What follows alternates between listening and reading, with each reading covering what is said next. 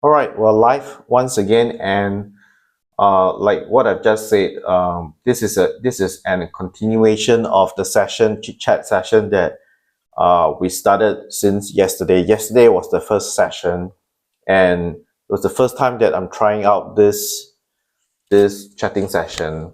And to give an introduction, why I'm doing this is because I just want to keep it open, an open channel to followers of Tuition Near Me, and to inform people what am I building, what precisely am I building with Tuition Near Me, what does it mean. And I hope that this message can go out there. I hope that I can gain more followers, people gain more people who can get more people to use the Tuition Near Me platform. Let me just explain briefly about what Tuition Near Me is exactly, just a brief introduction. So Tuition Near Me is this education technology that I've designed and developed. Basically, if you are a tutor or if you are a teacher, you can use the Tuition Near Me platform to create and design educational modules. And how you design it is you can record lectures or you can go live on this Tuition Near Me platform. And so you can share your teachings through these recorded lectures, and you can share your teachings through all this live session. And after that, right, you can design a series of assessments. For example, MCQs, ordering, by order, matching questions, essay, and so on. So you have a wide array of tools, assessment tools, to test your students' understanding of the subject that you are teaching. And after you've created all this, right, you created your lectures, you created your quizzes, and so on, and you can offer your teaching modules to students at a rate for free, or maybe for a sum of money.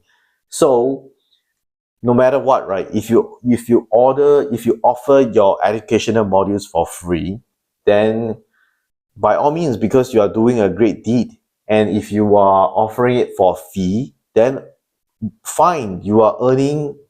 We're helping you to earn more money as well. And how it works is that this Tuition Near Me platform has a lot of marketing channel, and we have a lot of outreach programs. So we have podcasts, we have weekly podcasts, we have agony and column. We have a lot of great articles on education, cooking recipes for parents who really needs to think, who really needs to think of what to cook for their children every single day. Is a troublesome thing. And there's a lot of programs like the ambassador program, and we have a lot of sponsorship as well. Then in addition to that, we also have we have a lot of sharing session.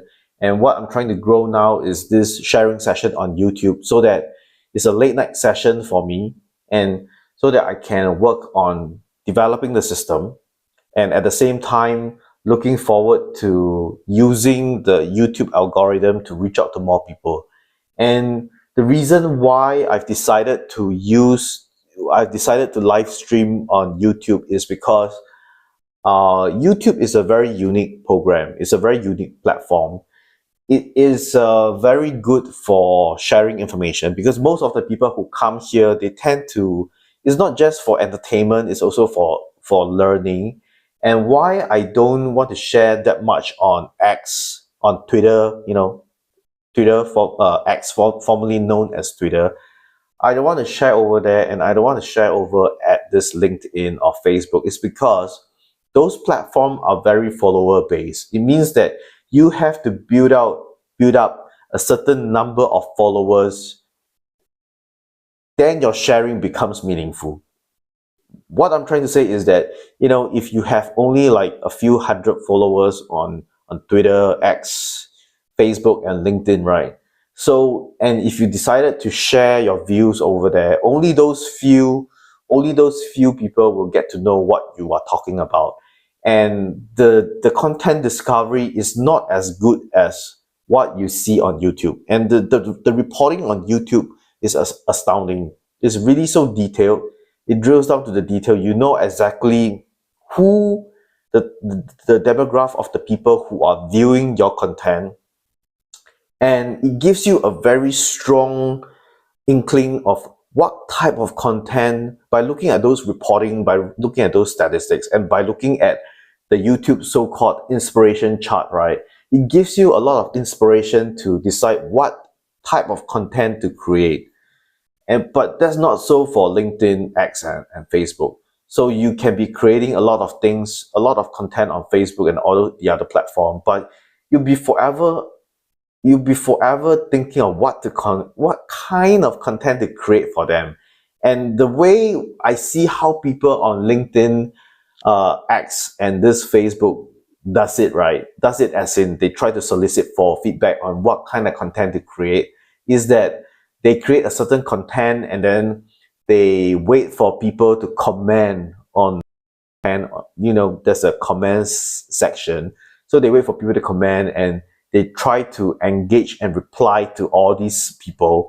And by observing the interaction between themselves, their team, and the audience, they get an inkling of, hey, it seems like there's a trend towards this particular topic, and why not let's try to create a topic. Why not try to create a topic for to cater to that audience, right? So the experience so far on YouTube is a little bit different. So YouTube, they provide a very comprehensive reporting, and from this reporting, right, I would say the engineers have really done a good job. So from the reporting, it actually inspires you. It gives you an idea of what the audiences are looking for, the demographics and so on, and the age group and so on. And then you can use those kind of statistics to develop content for those people. So it's more clear. And X so far is the worst. I try my best to support Elon Musk. He says that, he has this thing going on X about this citizen journalism. So I tried to support him and I tried to post some content on X, but it just cannot make it. The content discovery is seriously not as good as YouTube. It's not as good as TikTok. But of course, when you talk about content discovery, the best is TikTok, because,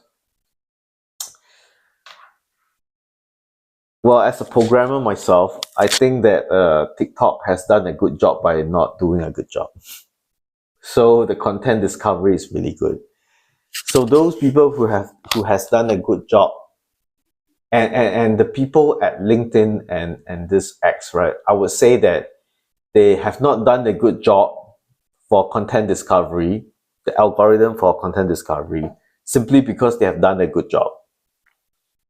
So I think that coders might know what I'm talking about. Yeah, because let me just put in more flash into this particular detail. You see, this search algorithm, this content discovery, right, it's not really that complicated.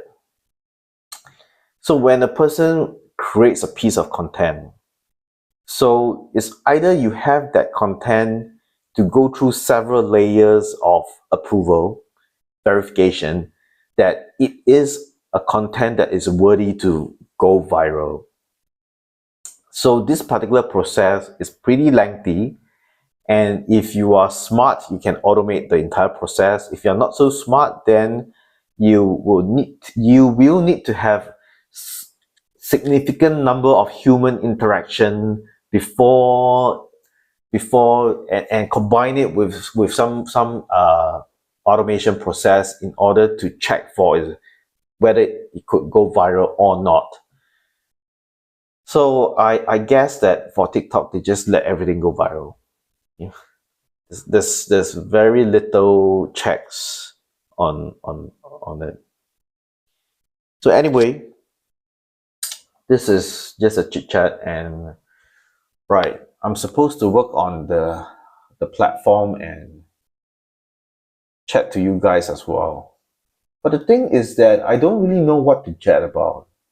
It's very weird. It's like, how can some people how can people go on live stream? Yeah, so most of the people who go on live stream, they play some games, and then while they're playing the game, they try to explain what they are playing, and then they try to curse a bit, and then it kind of like just fill up the entire session. But there are some people who go for live streaming, and they stream for the entire 1 hour or 2 hours, and they just talk non-stop, and I really don't understand how can they achieve this kind of thing. So let me just explain to you what am I doing now. Okay, so what I'm doing now is that I'm trying to look through some of the news and see what I can talk about. So now as I'm looking through the news, I'm going to the browser and I type news, and the only thing that comes up, the search items that come up is all about Harris, is all about the Secret Service on Trump shooting. Then you have a lot of those Microsoft outages that is affecting a lot of companies and airlines. You have stuff about Israel's military aggression in Gaza. We have some about Paris Olympics and LeBron James to be United States flag bearer at Paris Olympic opening ceremony. Okay, that's a very interesting one. Oh, Cowboys delay opening training camp. But by the way, I'm a Celtics fan, and I'm a New England Patriots fan. Patriot, whatever. Isn't really much. There isn't really any interesting news to talk about. So anyway, just to go back to talking about this Tuition Near Me platform. So there are many ways that you can leverage on our product to create your educational content. So and there's a lot of benefits by doing this kind of remote teaching, because let's say if you are a tutor, and you are a tutor by career, and you give tuition, you give tutoring services to children, to students on a one-to-one basis, and you have to spend an X amount of time on one particular student, and by the end of that session, right, you would only be able to earn X amount of money from that one student.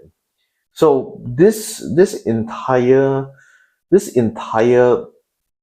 what I'm trying to change right now is I want a tutor to be able to teach maybe up to 1,000 students at one go, and by the end of the teaching period, right, he or she would be able to earn a certain amount of money from 1,000 students.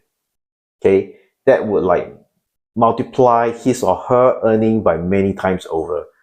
But of course, it's something like Airbnb, but this is like the teaching of Airbnb, but the focus really isn't really on teaching. The focus is really on connecting educators and students with very high quality program. That's what I'm trying to achieve. So this thing is very new in Southeast Asia, and at the moment, I think I've looked through all the competitors. Well, so-called competitors. They are not really my competitor, because it seems like we are in the same industry, or the educational industry, but we're not really competitor, because uh, at the moment, Tuition Near Me is just one of the kind. And I keep a very close tab on what's happening in the sector right now, in the educational sector, in Southeast Asia, in Asia. And this platform is the only one of its kind right now. And the thing about that is, well, it seems like there is a lot of competitors, but that's not so, because we have a lot of tutors, who offers one-to-one tutoring services. Then we have tutors who operate private schools, and these schools are like smaller schools. They teach for about 20 students or 30 students per month. Then there are some middlemen, brokers.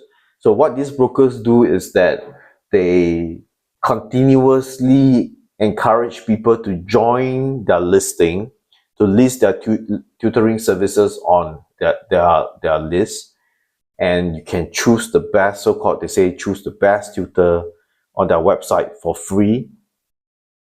Then get the tutor to come down to your house to teach your child or teach you. But this is an entirely different platform.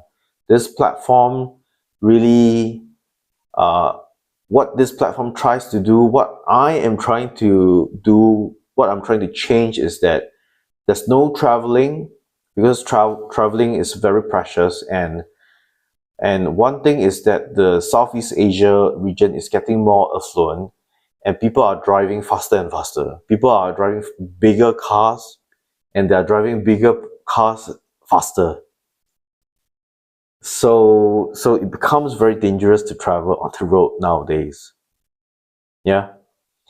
So you wouldn't want your kid to travel to a tuition center and expose him or her to those kind of road danger. So you try to reduce the traveling, and how you do it is have them to receive their education, their tutoring services, their tuition online. So online, they can save a lot of time from not traveling. And in addition to that, you know that when you travel, you get very tired. But if you are receiving all your education on Tuition Near Me, your English, your second languages, or you call it the mother tongue, your mathematics, your sciences, your history, your social sciences, social studies. So everything is just online on the Tuition Near Me platform. And from there, you can attend your lesson. For example, go for your English lesson for a certain for a certain period. Then after that, you might schedule your another class sometime later. Go get a cup of coffee, watch a TV, rest a little bit. Then after 15 or 30 minutes, come back to study again. So you don't have to travel that much. Imagine how much time you can save from the rest from your fatigue, how much time you can save from traveling, how much time you can save from, some have to change, stop. And it's not so simple for some of the students in Southeast Asia, because in certain parts of Southeast Asia, to be able to travel to a school, traveling to a school means that you might have to cross a river. And crossing this river is not as simple as crossing a simple bridge. Some of them have to cross a bridge, all right? So some of them literally have to cross a river. So there's a story about this dad who is very determined to send his child to the school to study every single day. And what the dad do is that he actually wrapped the child in some sort of like a plastic bag, right? Because they have to cross a river, and it's pretty dangerous. The river is not those kind of small river. It's a pretty huge river, pretty large river. And so the dad, apparently he knows how to swim better than the child, and he wants to keep the child safe. So in order to send the child to school, he wraps the child in a plastic bag so that the child doesn't get wet by the river water when they're crossing the river. So he holds onto the child who is in the plastic bag, and then brings the child over to the river. Then they continue their journey onward to the school. So that's pretty hardcore. Then so it's not so simple in Southeast Asia. And of course, there are many parts of Southeast Asia that are really developed right now. For Malaysia, you have Kuala Lumpur, so KL, that's really advanced. You have a lot of facilities over there. That's basically a modern city by itself. You have everything over there. Then you have Johor Bahru. Johor Bahru is like the the next top city and is slowly becoming the top city. A lot of Johor Bahru is modernizing at a very fast rate. Its economy is so strong, it's growing, and they're on such a good terms with Singapore. And Singapore is definitely one of the top, if not the top. You have fantastic infrastructures there.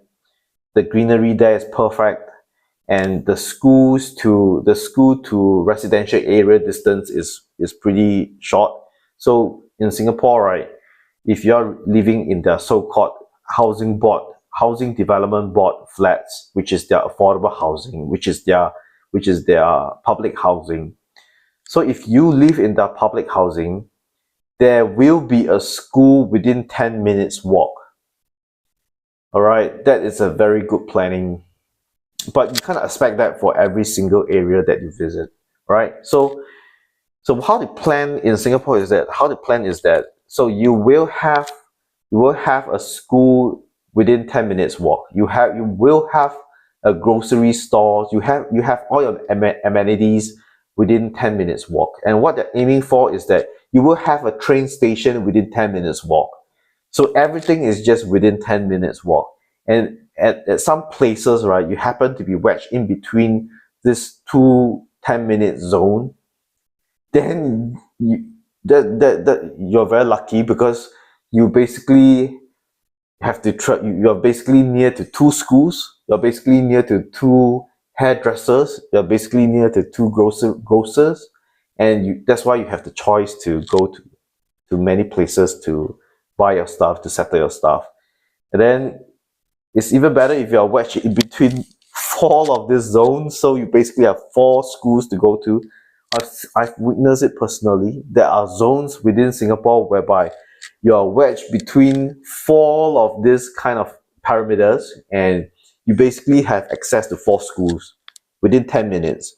You have the primary schools, you have your secondary schools, you have your junior colleges, and then you can basically spend around 10 minutes traveling to all these places for your entire schooling life. Primary school is like from 7 years old to 12 years old. So you basically have 6 years of short traveling. Then you have 4 years of secondary school, another 4 years, 10 years of short traveling. Junior colleges is 2 years, so you have 12 years. So 12 years of just traveling around the perimeter and really enjoying the accessibility. And it really keeps you on target, because you don't have to travel so much and you don't feel so tired at all. So that's really good, but I don't expect other countries to follow Singapore's style, because every country have their own urban planning, and it's really up to their geographical terrain. For example, in Singapore, setting up of all these schools, you need a lot of money. Sometimes you need a lot of private capital. The private enterprises or the private businessman, he or she has to come in with the capital to build the schools for the people. So in other countries, is very much dependent on the entrepreneur.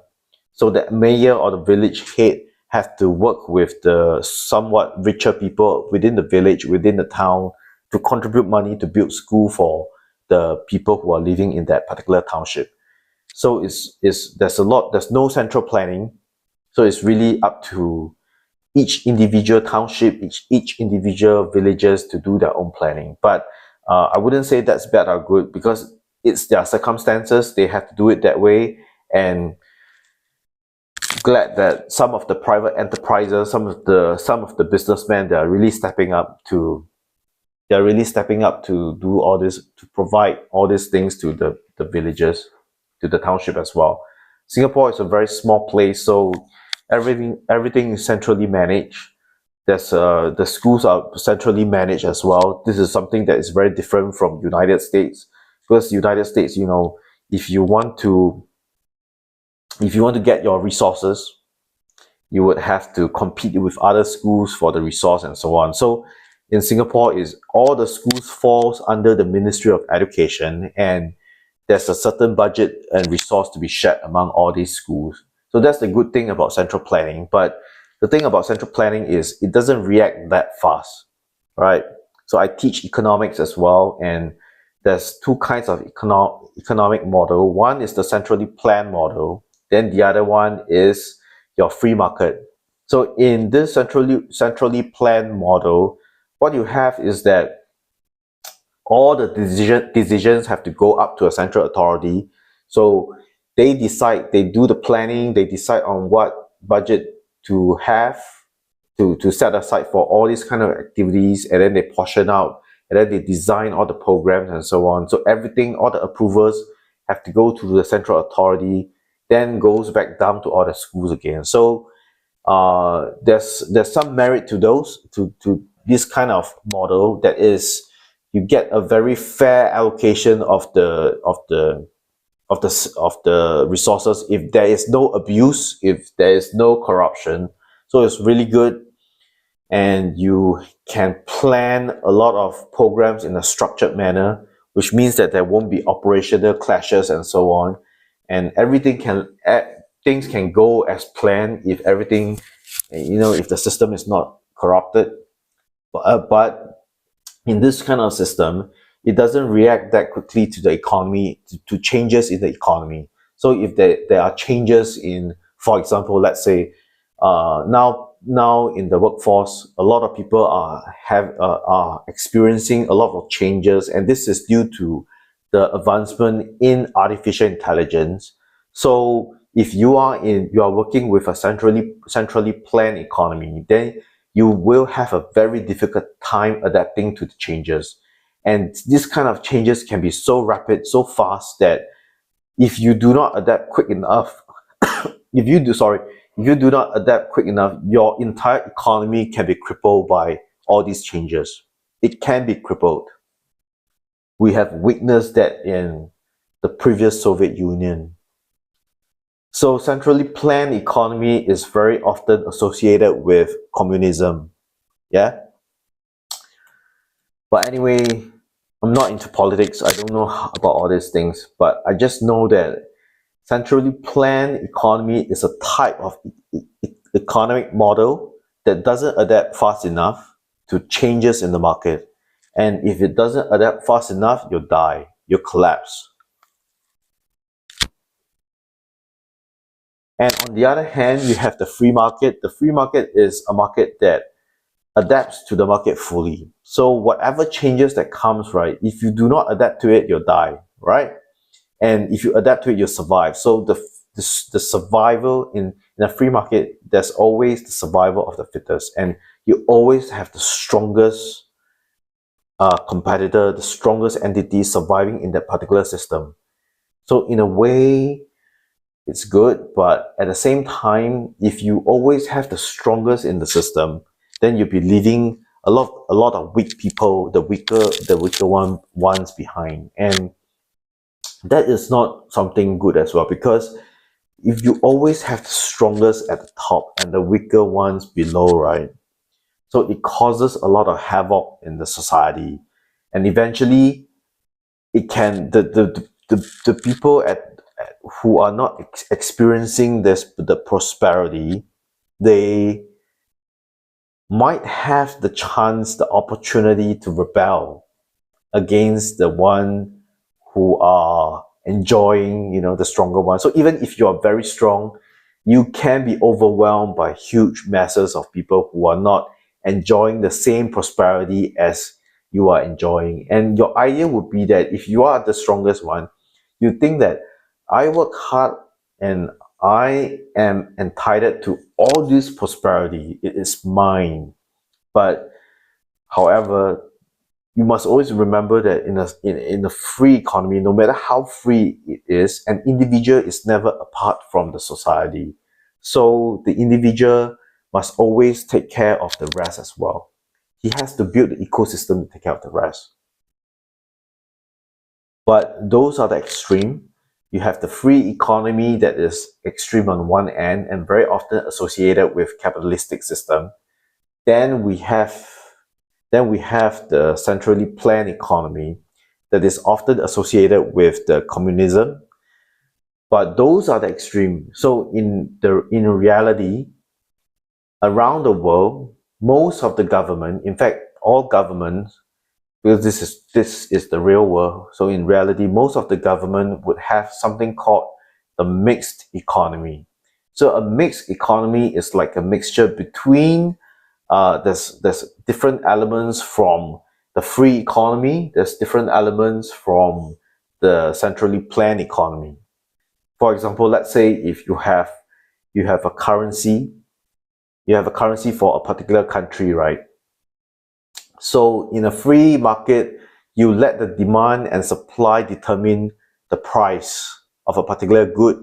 And in the case of currency, you let the supply and demand to determine the currency, the value of your currency. So in a free market, it's just movement of supply and demand, and the currency can fluctuate up and down as and when it likes. It just reacts according to the market. So if it fluctuates too much, then it's not very good for the economy as well, because they will they aren't able to control the fluctuation of the currency, and this will affect their export and import. And when it affects the export and import, it destroys the efficiency of the economy, and eventually it will erode the tax revenue, and it will actually decrease the productivity of the government. Then on the other end, you have a system whereby you fully control the value of your currency. And that's not very good as well, because you need to have some level of, you need to adapt to what's happening to the rest of the world. So because in currency, right, it's always the value of this particular currency pegged to another value. And if this other currency goes up and yours remain the same, then something will happen, all right? So if the currency goes up and you remain the same, it means that your currency is weaker than the other currency, and it will affect your export and import. It will affect the talent flow and so on. So that is not very good as well. So the ideal case is you must have a mixture of a mixture of a free economy and a centrally planned economy. So when you mix it up, so in the case of this currency, right, for example, I was sharing this case of currency is you have a currency that fluctuates within a certain band, within a certain limit. So that limit itself is an element of a centrally planned economy. So it sets a limit on how much you can fluctuate. So, but it's only allowed to fluctuate within that limit. So that fluctuation is an element of a free market. So you have a mixed economy, and this concept is applied to many areas of within an economy. So that's how it works, all right? Wow, I can't imagine it. It's like the whole day I'm talking about economics, and then suddenly I feel so tired right now. It's like it's very late at night. I feel so tired, and I just launched into this economic things concept just like this. I'm really sorry to bother you about this. All right. So anyway, back to this tuition near me. Yeah. So what I'm trying to build right now, I have already built a system. So this tuition near me system is designed and built by me, and it will allow tutors to create their courses, create their assessment, to sell it to more students, and hopefully it can generate more revenue for the tutor. And at the same time, I also wish that students can get access to high qualified teachers, because sometimes it's very difficult for certain students to gain access to all these schooling opportunities. And don't you think that they don't have access to internet? The people in Southeast Asia are having more access to internet than ever before. And now we have Elon Musk with his Starlink, and this Starlink is providing internet to more and more people. So in certain rural parts of the countries, in certain rural parts of Southeast Asia, you have something called the internet kiosk. Well, it's something like an internet cafe, but it's also an internet kiosk, and people can come and share the internet for free for communication to learn about the outside world.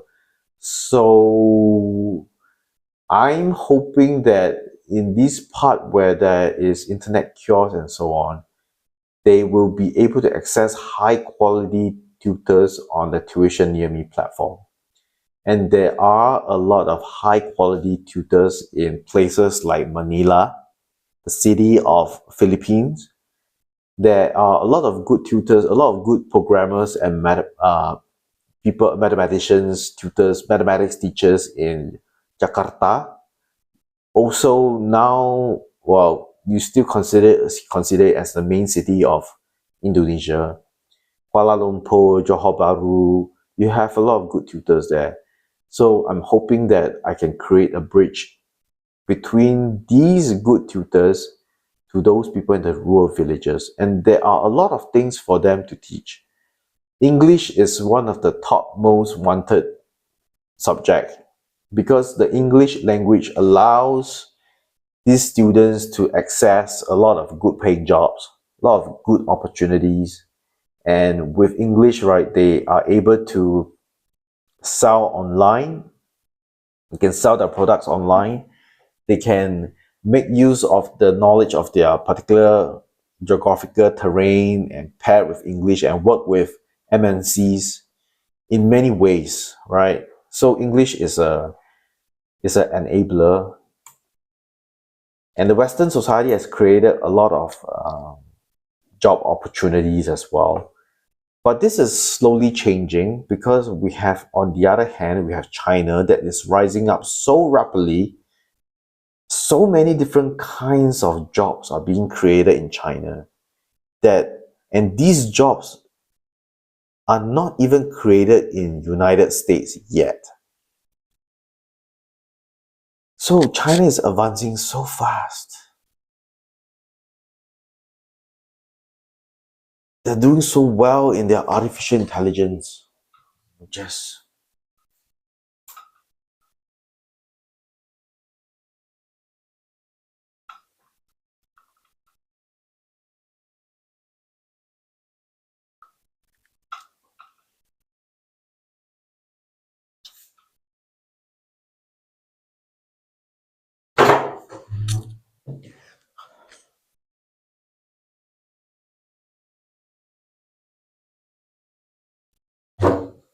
yeah, so they're doing so well in artificial intelligence. They're doing so well in so many parts of technology. And today, the Chinese government just conducted their plenary, and they have reaffirmed their commitment to advance in deep tech.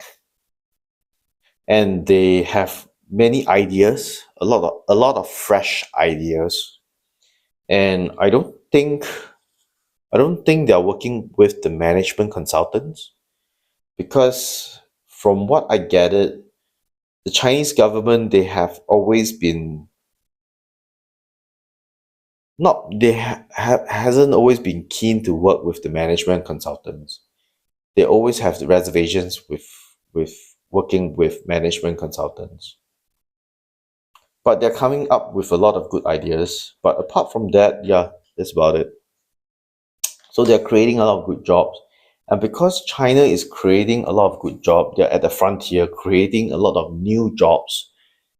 And which is why a lot of people in Malaysia, Indonesia, Philippines, Thailand, they're starting to learn the Chinese language. So, for example, in this Indonesia, right, there's a trend about learning Chinese, but in Indonesia they don't call it Chinese. They call it Bahasa Cina. So Bahasa Cina means the Chinese language, or they call it Bahasa Tionghoa, or they call it Bahasa Mandarin. So that's just different ways. That's just the different ways of how the Indonesian um, name the Chinese language. So there's a very strong trend in that. Wow, I feel so tired. I feel so sleepy right now. It's like in the middle of the night and trying to do this live stream, and I was intending to do it for 1 hour, and I can feel that I'm so sleepy right now, and I'm going to wake up very early tomorrow. I have to wake up very early tomorrow for my appointment. So, but anyway, let me just spend a little bit more time on this. I mean, this is my second time doing this live streaming, and really hoping to share the good work that we are doing at Tuition Near Me. So there's a lot of strong interest in learning the Chinese language in Indonesia and various parts of Southeast Asia right now. In fact, you'll be surprised that if you visit countries like Cambodia, if you visit countries like Laos, and you'll be surprised that so many people know how to speak Mandarin fluently. And you have somewhat the largest number of Chinese population in Singapore. Well, relatively more Chinese in Singapore compared to the other countries. But yet most of these Singaporeans, they aren't able to speak Mandarin as well as some of the people in Laos and Cambodia, because the people over there, they are doing business directly with people from China. The Chinese, they have set up a lot of infrastructures in those countries, shopping malls, certain kind of entertainment venues, and they are employing a lot of the locals to do the work, doing sales, a lot of sales jobs, a lot of jobs that requires you to serve in those entertainment venues. And to be able to do those jobs, you must be able to speak in Mandarin. So these people are doing a very good job. They can speak even better Mandarin. They can speak Mandarin better than the Chinese, the second generation Chinese or the third generation Chinese in Singapore. But it's I wouldn't be surprised about that as well, because you look at the Asians in United States, many of them have lost interest in their mother tongue. They can't speak proper Japanese, they can't speak proper Korean, they can't speak proper Mandarin, Cantonese. They can't speak their mother tongue, no longer speak their mother tongue. They can only speak in English. And it's only just the second or third generation. So imagine those people living in Singapore for 2, 3 generations. And Singapore is really a country that focuses a lot on English. But of course, yeah, every student is encouraged to take out a second language as well. So in a way, they're not as their Mandarin level, their Mandarin proficiency is improving as well. I cannot deny that. The education ministry is doing a very good job in Singapore. I have to give it to them. Well, just think about it, right? China tops the world in those kind of science and mathematics competition. But the thing is that you have such a large population in China. So it's inevitable that it's entirely possible to have a genius like in 1 in a million, and there's so many millions that there's billion, and then so there is quite a lot of geniuses to tap on to go for all these competition. But in Singapore, it's really so tiny. It's so tiny, and there's so few people in Singapore, and yet Singapore is able to score very well in sciences and mathematics, international sciences and mathematics competition. And sometimes they even rival the Chinese. Sometimes they even do better than the Chinese. And they have such a small population. So what explains this kind of outcome? Because you have the Chinese from China, who that have a lot of population and their syllabus are very good. So you have the elites coming emerging from China, competing in all those kind of international competition. And it is fully logical that they are going to get high standing in this type of competition. Then you have Singapore, that is extremely small. We're just like a small township of maybe just 3 to 4 million locals. Then they are also, we don't have so many geniuses. We we we we don't really come from a, yeah, we don't have so many geniuses, and yet we score so well. So it must be attributed to something. So, and I personally believe that it is due to the educational curriculum. And a lot of the teachers that I speak to in Singapore, sometimes they don't even believe that they are doing well. But that's the hallmark of a person who is really improving. That's the hallmark of a person who always improves, because that person always feel that he or she doesn't do well, and they are always trying to grab any opportunity to improve. They are always having this self-doubt about themselves, about their worth, about their qualification, about their intellect, and so on. Whereas you have some people who do not have any achievements, and they are not very competitive, and so on, and yet they always feel that they are the best in the world. And very often these people are people who, I'm sorry to say that, but those people who are always so full of themselves are usually the ones at the bottom of the ladder. And those people who are always so unsure of themselves and always strive to learn and perform and improve, right, you usually find them at the top of the ladder. But as an educator, you got to work with people from all ladders. So it's just a matter of exposure, I feel.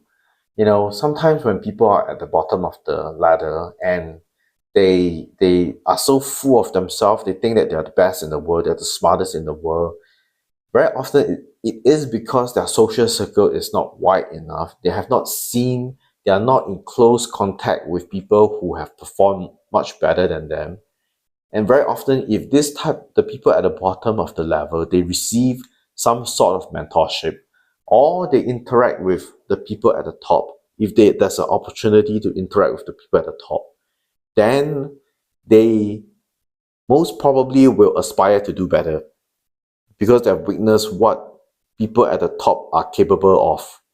And sometimes when people are capable of doing something at a higher level, it's not simply because of intellect. It could be the way that they are doing certain things. They're doing certain things in a certain way. And if those people at the bottom, they interact with the people at the top, they learn of all this method, then they will aspire to go up as well. They may aspire to go up, and if they go up, then there will be a lot of competition for those people on top. Those people on top have to find ways to go further up, to differentiate themselves. And then these people who are already addicted to competition, they will try to close the gap. So all in all, I would say that it may be nurturing a very competitive environment, but overall, the quality of the population increases at a general basis. So is it good or bad? Maybe good, because the quality of the population increases. They become very competitive and they have a lot more achievements. But at the same time, when you are at the competitive level, you will notice that there is a lot of stress because of the competition. So they need to find all different kinds of ways to win each other, and every small digit, every small marks count. So it causes a lot of stress, and that may not be healthy to your mental health. So that's a thing to consider as well. I guess most educators, they consider this on a daily basis, because they got to manage a class. And sometimes the educators, they have to manage a class of 40 students, and having to manage a class of 40 students is a very big challenge, because you have students of different quality, different aptitude. different focus. Some students have a attention focus of about 10 seconds. Yeah, it's true, 10 seconds, because you know, and most probably these are the type of students who are very addicted to watching TikTok. So every 10 seconds they have to see something new. So if a teacher talks more than 10 seconds, they just loses themselves entirely in that conversation, and they aren't able to capture the essence of what the teacher is trying to teach. So in the class, there are some people who have 10-second attention span, or maybe even less. And some of the other students may have attention span of 30 minutes or more. They are able to focus throughout the entire lesson. So you have students of different varying attention span, and how are you going to cater your education content to so many different types of people? So that's a challenge as well. And as I talk about, yeah, that's a challenge, because if you deliver your content, your educational content for 1 hour straight, then you are certainly going to lose the attention of 80 plus people, 80% of the class. Then the top 20%, they will just grasp it very easily, but you just lose the rest of them. So how do you help the rest of the 80%? So that's a question to ask. So it's the same thing like in Tuition Near Me. What we're trying to do here is we're trying to reach out to students who may not be able to access a high quality education without physically traveling, and making strenuous travel to those academics, to the schools. So we're trying to cut short the distance. We're trying to reach out to more students with all these education programs. We have we have Now we have hundreds of courses on Tuition Near Me. We have hundreds of assignments that are available for the students to download and have fun with on Tuition Near Me. And the courses and the academic content are growing every single day. But still, we still have this problem of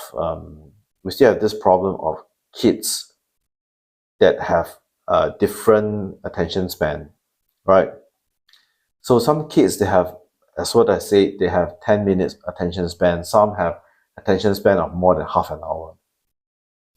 So the best way to settle this, I believe, is for students to get into the habit of self-learning.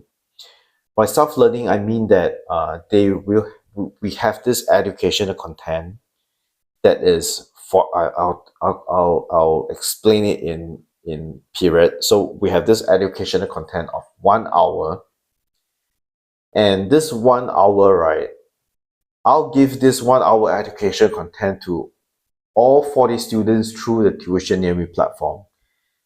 So I don't care how are you going to consume it, all right? You can consume it in 10 minutes.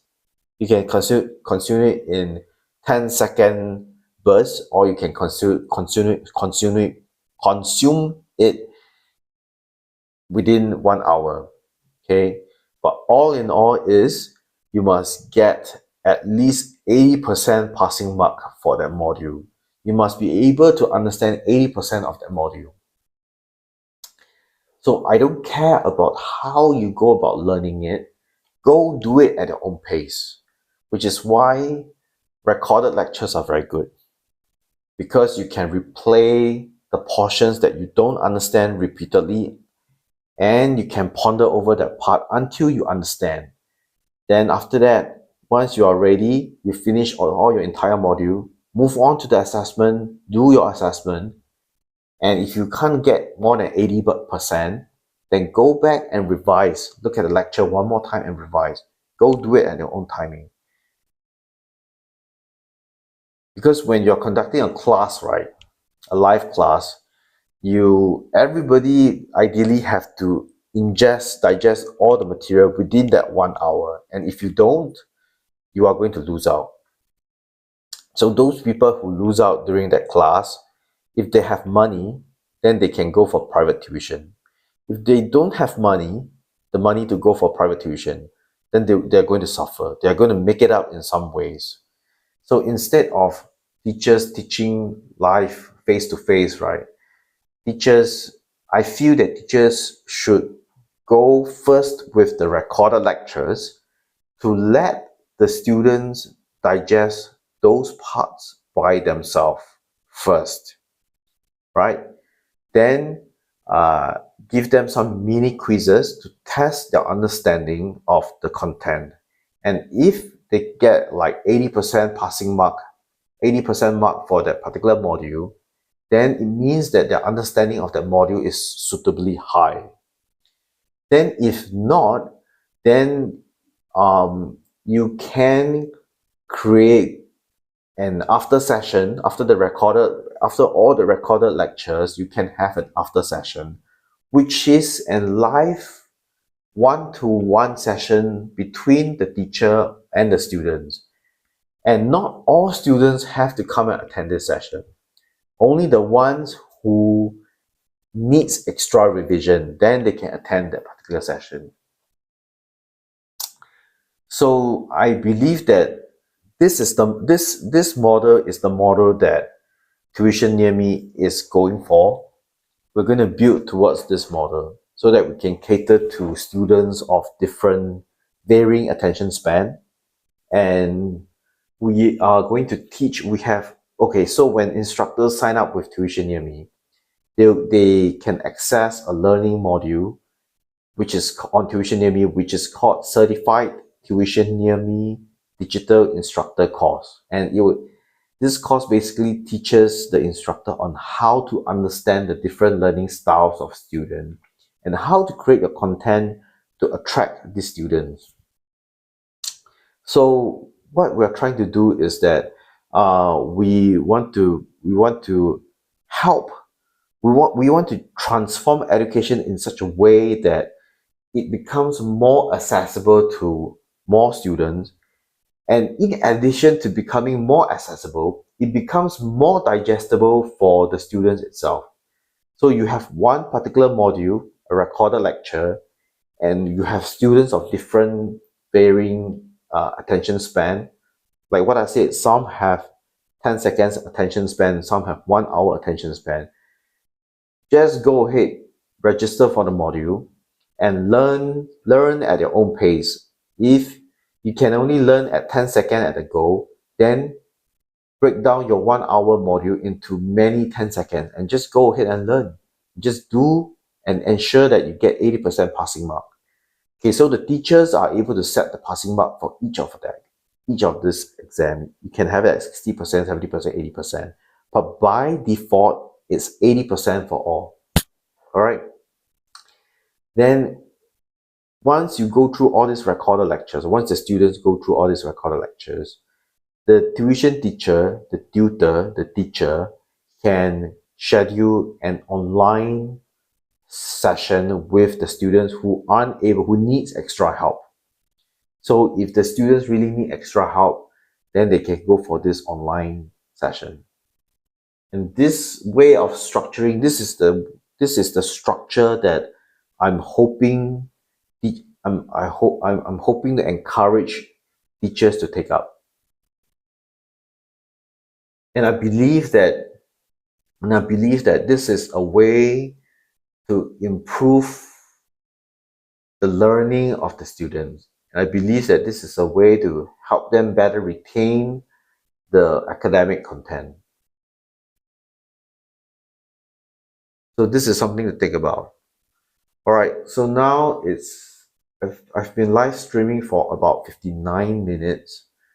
Actually, it's very difficult to do all these live streaming. Like, how do people think of what to talk about for an entire hour?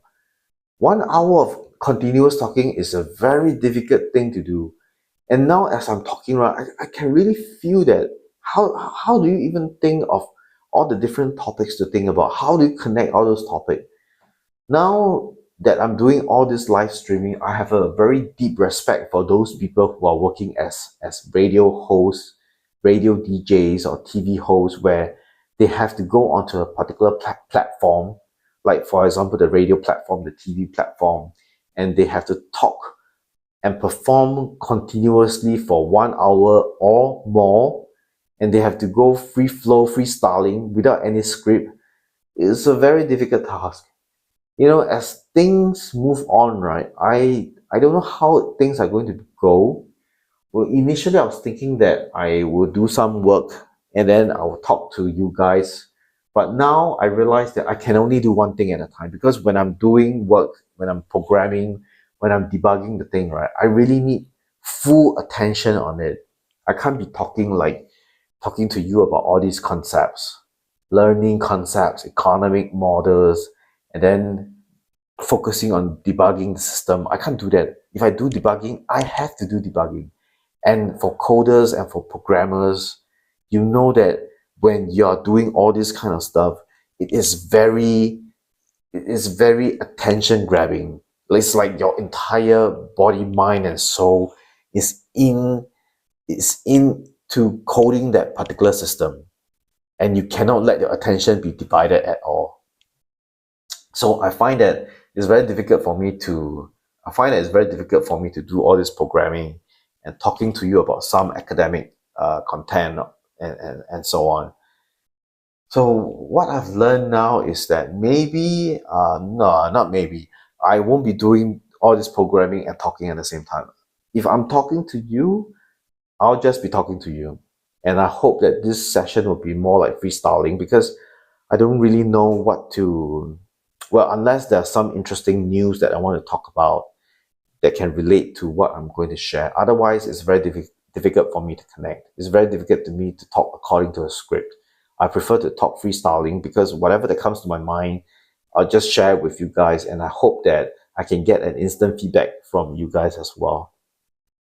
And this particular session, I really hope that, since I've already learned that I cannot work and talk to you, so it's no longer going to be this way. But I hope that this will be an open communication channel between me and people who use Tuition Near Me. And if you have any feedback on using Tuition Near Me, like difficulties in accessing certain modules, you want certain functions to be built, I'll be glad to cater to those queries, those feedback, and I'll be glad to bring it to the system to better serve your needs. And I'm all out to serve the needs of people who wants to elevate the learning experience of people in Southeast Asia, right? According to the United Nations statistics, more than 40 million people lack access to quality education in Southeast Asia. And if you have the expertise to help elevate their learning experience, to help elevate them to higher level, good job opportunities, good learning opportunities, I want to be part of your journey. I want to help you to create better educational content for the 40 million people in Southeast Asia. If you are keen to do that, I am keen to build a system to help you to achieve that. I am keen to build a system to help to elevate these people. And that's not the end of it, because the world is very large. So we can change the world. We can transform the world if we do it right in Southeast Asia. And we can extend whatever that we've learned, whatever that we've built in Southeast Asia, and extend all these advantages to people beyond Southeast Asia, within Asia itself. And we can help to elevate so many people's lives. And the world is large, and we can go beyond Asia if we can really value add to all these people. So it's a very exciting journey. So I'm really hoping to discover more of you out there, more of you educators out there, educators who really aspires to change the lives of other people. And let's see what we can do, all right? So anyway, this is the end of my session. I've been talking for about 1 hour. So what I want to do is I want to improve on how I deliver this particular session as well. It's very difficult for me to just, keep talking non-stop for an entire hour. I have to constantly think of things to talk about, and it'll be good if you want me to talk about certain things. So if you want me to talk about certain things, please let me know on the chat, and I'll be glad to clarify. And if not, I once in a while I'll go through the news and see if there's any newsworthy stuff to share about, and share my insight about that particular news as well. Um, I'm not going to talk about any other things other than education on this channel, even though I have many other interests. But I believe that for each channel, you must keep to a particular interest, to a particular goal. So I have two YouTube channels. I think it's pretty ambitious to have two YouTube channels, but all right, one is a personal channel, which is under my real name. Then the other one is Tuition Near Me.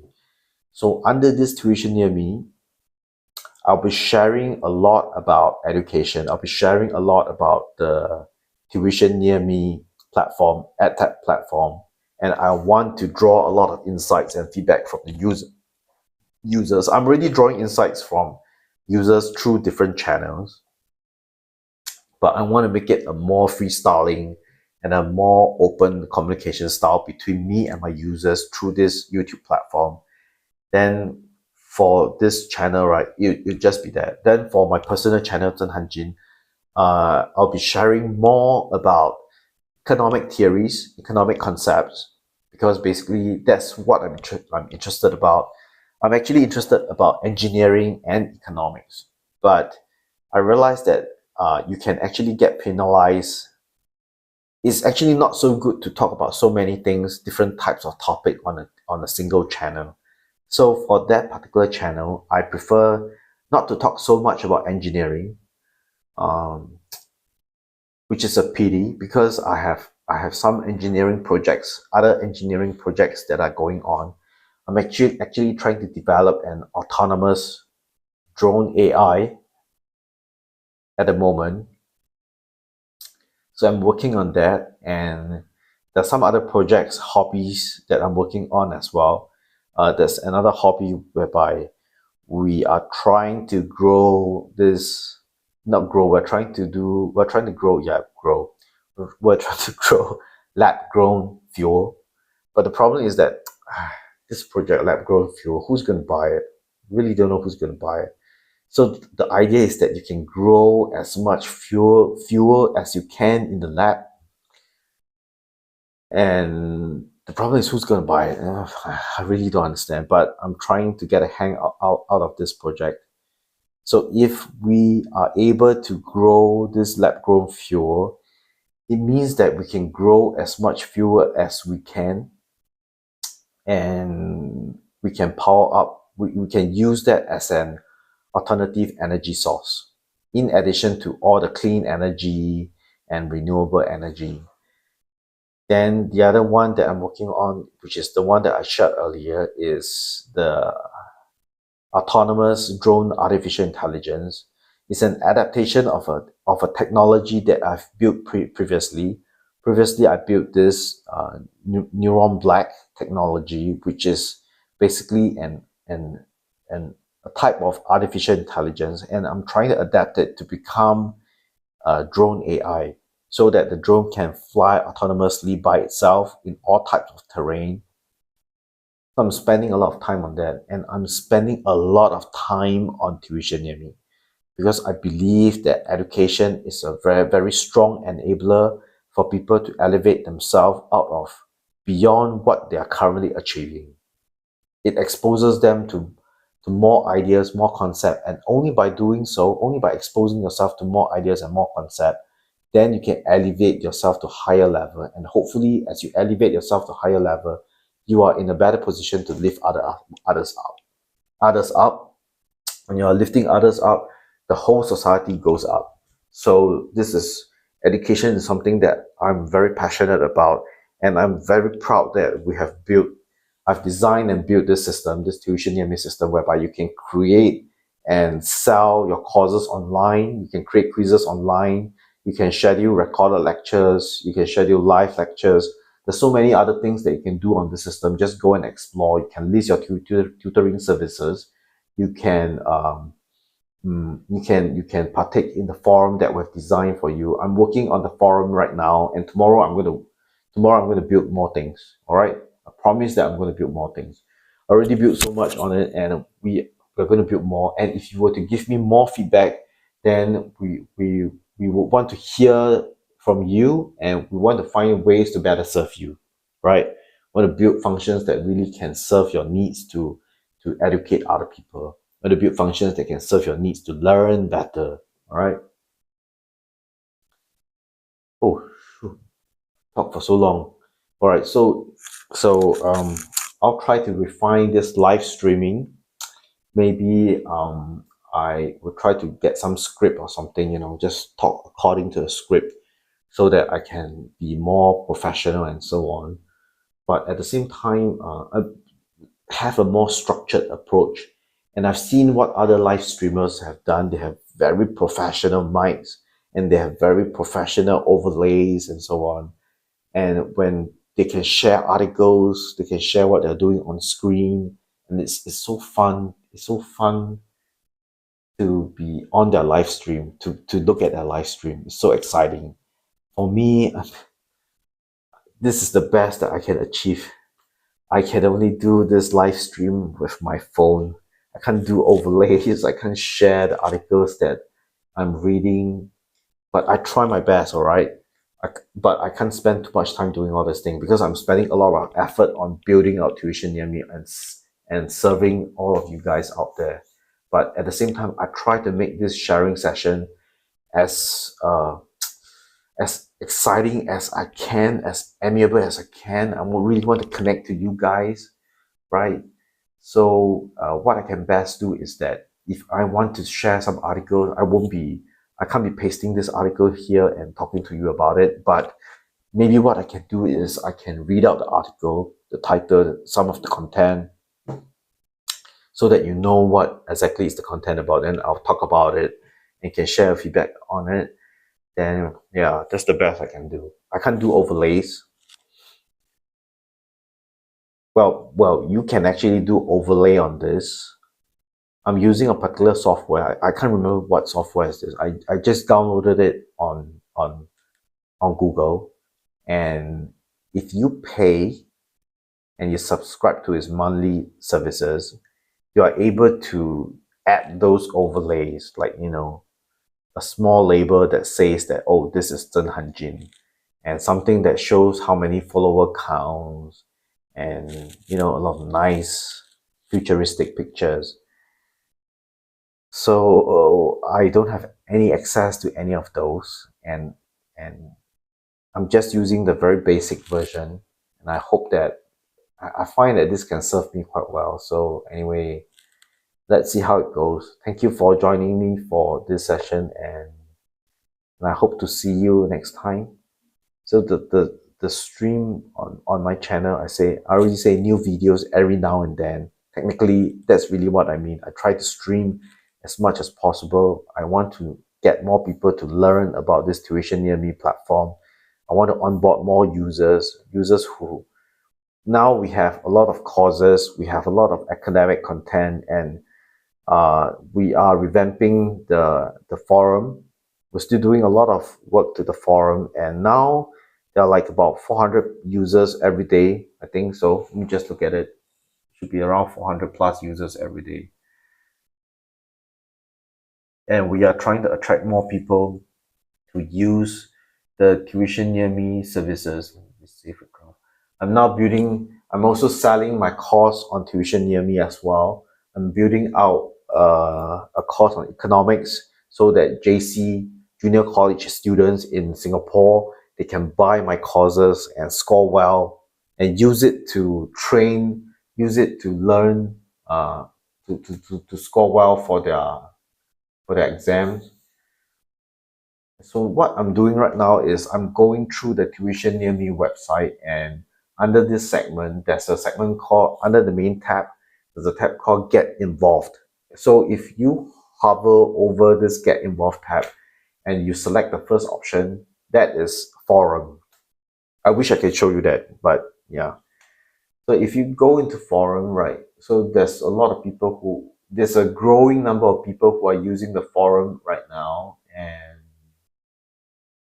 right, preschool education and so on. Oh, wow. It's like 791 people online now.